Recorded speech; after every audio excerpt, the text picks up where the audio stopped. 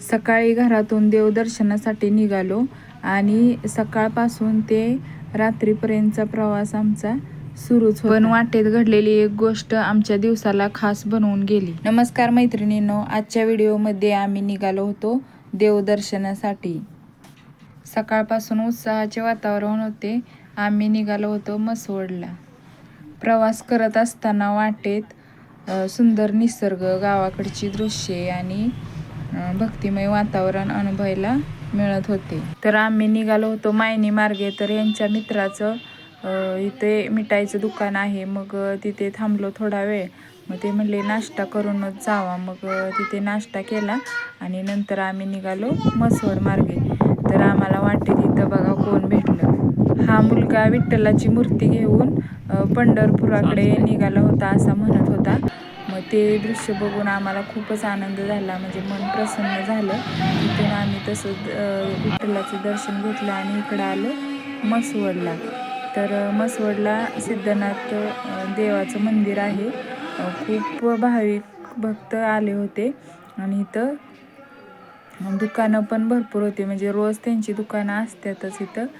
मग इकडं आम्ही ह्या साईडला हे मंदिराच्या बाहेर अशी खूप उंच, म्हणजे मान वरती करून बघावं लागेल अशी एवढी मोठी दीपमाळ उभी आहे. तर पहिल्या काळी काय व्हायचं, लाईट नसायची त्यावेळेला लोक मग ह्याच्यावरती दिवा लावायची. मग त्यामुळं प्रकाश सर्वत्र पसरायचा. दिव्याच्या प्रकाशाने सर्व मंदिर उजळून जायचं. आजही दीपमाळ प्राचीन संस्कृतीची आणि मंदिराच्या इतिहासाची साक्ष देत उभी आहे. मंदिराच्या बाहेर असा हत्ती आहे. तर सर्वजण तिथंच नारळ वाढवतात आणि इथून आतमध्ये जायला दरवाजा आहे. तर सर्वजण आत, म्हणजे खूप गर्दी होती त्यामुळे आम्ही बाहेरूनच दर्शन घेतलं. आणि इकडं बघा आलो गोंदावले इथे गोंदावलेकर महाराजांचं दर्शन घेतलं आणि इकडं आम्ही फेरफटका मारत पाठीमागे आलो. तर इकडं बघा गोशाळा होती, म्हणजे भरपूर वेगवेगळ्या गायी पण होत्या आणि त्यांची वासरे पण होती छोटी छोटी.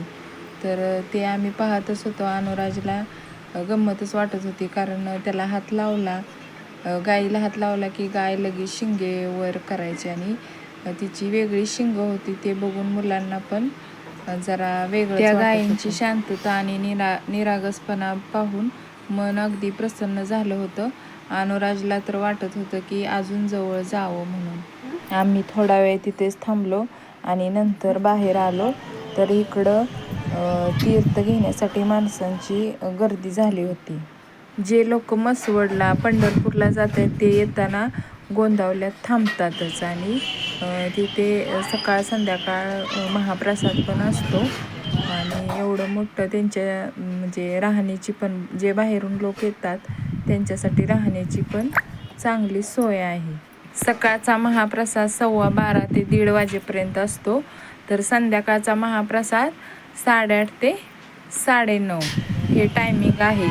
जर तुम्ही कधी गेला तर महाप्रसाद नक्की घ्या. जसजसं नवीन वर्ष येईल तसं इथं खूप नवीन नवीन सुधारणा होत असतात. तर आता आम्ही निघालो होतो गाडी पार्किंगला लावलेली त्या साईडला, म्हणजे तिथून आम्ही दुसरीकडे म्हणजे औंधाची यमाई देवी तिकडे जाणार होतो. आम्ही 2 वर्षापूर्वी पण गेलो होतो औंधाची यमाई देवीला. पण आत्ता पण असं वाटलं की जावंच म्हणून, आणि मंगळवार पण होता त्यामुळं मग आम्ही औंधाच्या यमाई देवीला निघालो. तर इथून वरती पायऱ्या चढण्यासाठी आहेत. काही लोक पायऱ्या चढूनच वरती डोंगरावर जातात, पण आम्ही गाडीतूनच, लहान मुलं असल्यामुळे आम्ही गाडीतूनच असं वरती डोंगरावर निघालो होतो. पायथ्यापासून उंचावर असं त्यांनी भिंत बांधून घेतली होती, म्हणजे जसं वरती जाईल तसं अशा भिंती बांधून रस्ता वरती निघाला होता. तर अशा तऱ्हेने आम्ही पोचलो यमाई देवीच्या मंदिराजवळ. तर पूर्ण दगडीच पाषाण आहे. सर्व बांधकाम त्यांनी दगडातच केलेलं आहे आणि हे पाठीमागून खूप वर्षानंतर हे बांधकाम झालेलं आहे, म्हणजे शिखर बांधलेलं आहे.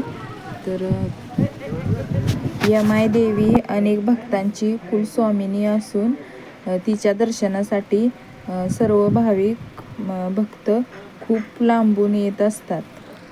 तिच्या दर्शनाने मनाला समाधान आणि शांती मिळते. आम्ही यमाई देवीचे दर्शन घेऊन तिचे आशीर्वाद पण घेतले. या पवित्र ठिकाणी काही क्षण घालवून मन प्रसन्न झालं. तुमच्याही आयुष्यात देवीची कृपा सदैव राहो हीच प्रार्थना. असेच नवनवीन व्हिडिओ पाहण्यासाठी आमच्या चॅनलला नक्की सबस्क्राईब करा. धन्यवाद.